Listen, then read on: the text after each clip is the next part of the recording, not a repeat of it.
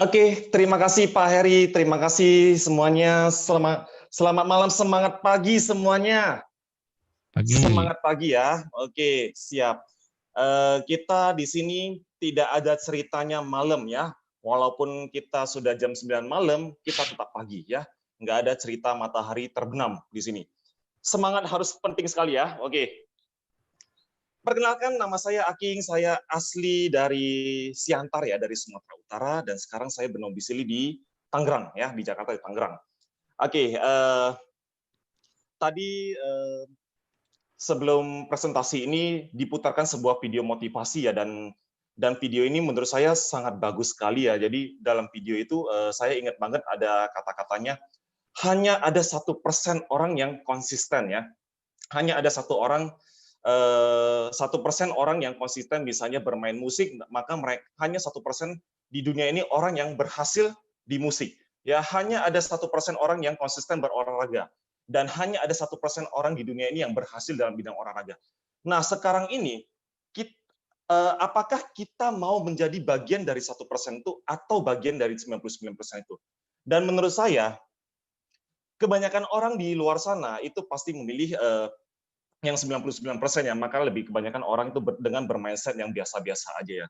Dan tentunya saya yakin sekali teman-teman yang pada malam hari ini bergabung dengan kita mau tidak mau menghabiskan waktu bersama keluarga santai-santai, tapi mau duduk mendengarkan presentasi ini ya pada malam hari ya. Mudah-mudahan presentasi kita pada malam hari ini benar-benar bisa mendatangkan sebuah inspirasi baru dan menjadi jawaban doa dari teman-teman semuanya. Nah, izinkan saya bercerita sedikit ya sebelum saya memulai presentasi kita pada malam ini. Betul sekali apa yang dikatakan Pak Heri ya tadi ya. Saya datang ke Jakarta kurang lebih tahun 2003 ya. Saya kuliah, lalu setelah lulus kuliah saya kerja ya. Saya kerja 6 tahun pengalaman kerja. Setelah di dunia kerja, saya banting setir ke dunia bisnis ya. Saya mencoba berbagai macam bisnis di sini. Ada dari insurance sampai MLM sampai ke yang terakhir batubara ya, bisnis batubara. Nah, saya sempat menikmati manisnya dunia network ya, manisnya dunia MLM. Itu ternyata manis sekali ya, di mana bobo bangun dapat duit, bobo bangun dapat duit, bobo bangun dapat duit. Dan saya yakin teman-teman di sini pasti pengen seperti itu ya, kehidupan seperti itu ya. Di mana passive income ya. Kita punya time freedom and financial freedom ya. Dan satu-satunya cara di dunia ini adalah dengan kita bermain di bisnis jaringan ya. Oke.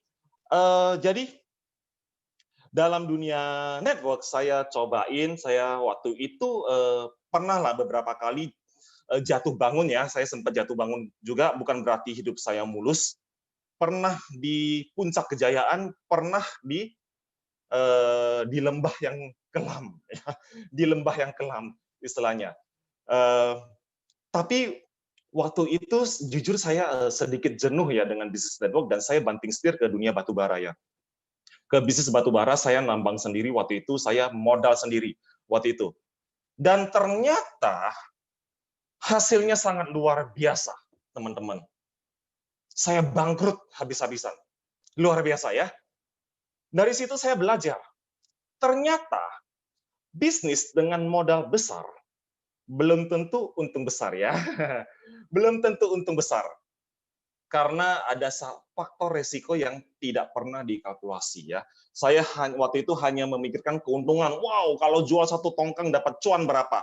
Jual satu vessel dapat cuan berapa? Tapi saya tidak menghitung resiko-resiko yang akan ditimbul di lapangan ya, dan itu yang membuat saya bangkrut habis-habisan. Setelah bangkrut, saya hampir tahun lalu 2019, saya hampir kehilangan motivasi hidup ya. Saya hampir pengen bunuh diri juga. Saya capek dengan hidup ya. Ya biasalah ya kalau dengar cerita sedih seperti ini ya. Semua orang pasti punya cerita sedih, dan saya yakin dan kita yang pada malam hari ini hadir, kita belum saling kenal, dan saya tidak tahu apa latar belakang teman-teman di sini ya. Dan tentunya teman-teman pasti ingin dengar sebuah peluang dahsyat ya, tentunya. Nah, Di masa tahun 2019 kemarin, pada saat saya jatuh-jatuhnya, saya sempat kerja ya. Nah, saya kerja dengan orang Cina, bos saya asli orang Cina, jadi sekarang saya masih terikat office hour ya. Saya kerja dengan bos Sungko. Nah, saya cerita awal perkenalan saya, berkenalan dengan bisnis Pingo. Jadi pada bulan 12, ada teman baik saya yang memperkenalkan saya bisnis Pingu ini, yaitu Bro Didi, inventor saya. Ya. Saya sekarang benar-benar terima kasih dengan Bro Didi ya, karena berkat Bro Didi, hidup saya berubah ya. Jadi pada saat bulan 12,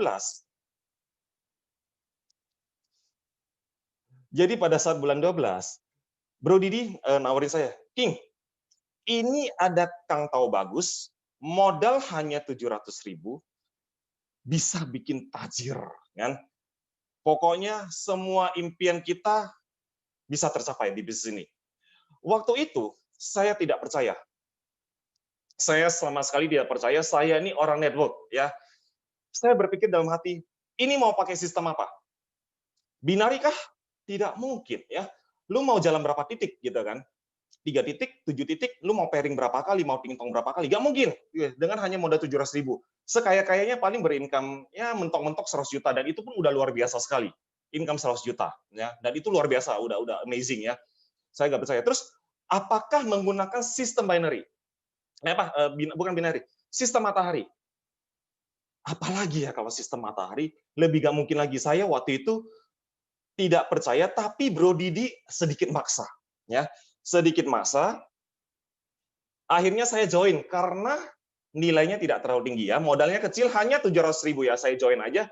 Saya tidak mengerjakan bisnis ini karena saya tidak ngeklik. Dan saya yakin teman-teman kalau tidak ngeklik dengan bisnis ini, saya yakin teman-teman tidak akan lari, tidak akan jalanin ya. Nah, setelah itu saya sibuk dengan kerjaan saya sampai di bulan Januari ada kejadian nyeleneh yang bikin saya ngeklik. Dan ini cukup lucu, saya akan share pada malam hari ini kenapa saya ngeklik dengan bisnis ini dan saya lari kencang. Jadi ceritanya waktu itu bos saya lagi ada teman dia ya, kan bos saya orang Cina ya. Teman dia lagi di Indonesia, lagi di Jakarta. Ya. Lagi di Jakarta, mereka jalan-jalan ke Jakarta, bos saya minta tolong, King, lu temenin mereka, mereka pengen lihat-lihat Monas gitu. Mereka ngomong, bos saya ngomong gitu. Oke, siap bos, saya temenin. Tapi kalau mereka nanyain lu kerja apa? Tolong lu ngomong, jangan lu kerja sama gue. Pesannya cuma itu. Saya bilang, siap bos ya, siap. Akhirnya saya menjadi tour guide. Pada hari itu saya anterin ke Monas jalan-jalannya. Dan ternyata orang Cungko itu kepo juga ya, ditanyain juga saya. Bro, lu kerja apa?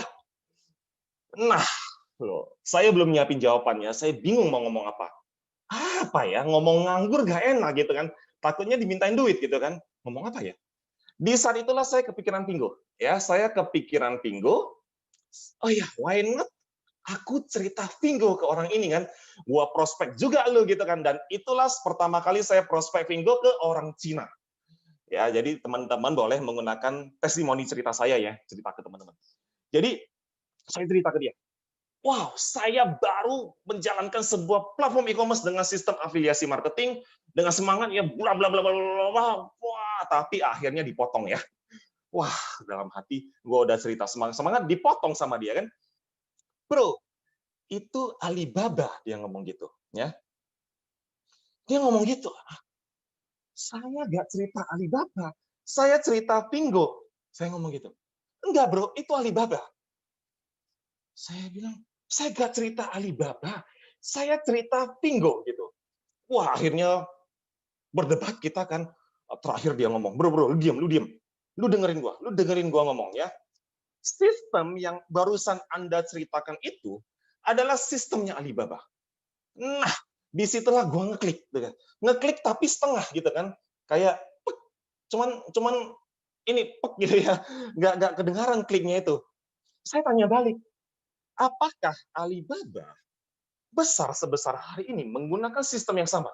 Dia bilang iya. Dalam hati, apakah benar gitu kan? Saya nggak percaya. Saya orang termasuk yang susah percaya terhadap hal baru gitu kan. Terus mungkin karena orang Cina itu ngelihat muka saya bingung-bingung, dia nambahin lagi, bro, lu dengerin gua bro. Kalau memang sistem itu baru berjalan di negara kamu, itu adalah sistem afiliasi. Lu udah ketemu jalan lo. Lu harus seriusin, lu bakal dapat uang gede. Ngomongnya gitu kan. Nah lo, uang gede lagi nih kan. Tadi Bro Didi prospek saya modal 700.000 bisa bikin kaya. Sekarang orang yang tidak ada hubungannya dengan Pinggo ngomong lagi orang bisa bikin tajir gitu. Saya bingung aja. Ada apa ini gitu kan? Saya makin bingung waktu itu dan akhirnya orang Cina itu mungkin ngelihat gua makin bingung, dia lanjutin lagi. Bro, lu dengar gua ya. Ini terakhir gua yakinin lu ya. Yang namanya sistem afiliasi itu sudah lama berjalan di negara saya. Sudah lama berjalan di China. Dan gara-gara sistem itu, banyak orang kaya baru. Disitulah saya ngeklik. Ya, itu benar-benar kliknya itu bunyi gitu. Ting gitu kan. Ternyata ini dia clue-nya, sistem afiliasi. Ya, sistem afiliasi. Oke, nanti saya contohkan ya Bu Putri ya. Nanti saya contohkan dengan bahasa Mandarin. Oke, jadi ini clue-nya adalah sistem afiliasi. Nah, pulang dari situ, dari Monas sampai rumah saya nggak bisa tidur. Saya memikirkan, bagaimana cara 700.000 bisa bikin kaya. Saya yakin teman-teman yang baru bergabung hari ini, selesai presentasi malam ini, saya jamin nggak bisa tidur. Ya, mikirin bagaimana modal 700.000 bisa bikin kaya, dan kaya itu gila-gilaan, tajir melintir. Jadi ada satu pemikiran bodoh yang muncul pada otak saya pada malam itu. Oh iya, ini kan affiliate marketing. Ini bukan MLM. Oke, ini clue-nya ya. Kalau kita berbicara MLM, saya dulu main MLM ya. Saya dulu ya, zaman dulunya main MLM. Dengan member 30.000 member aja, itu udah gila banget ya. Income leader udah gila-gilaannya. Itu udah rame gitu kan.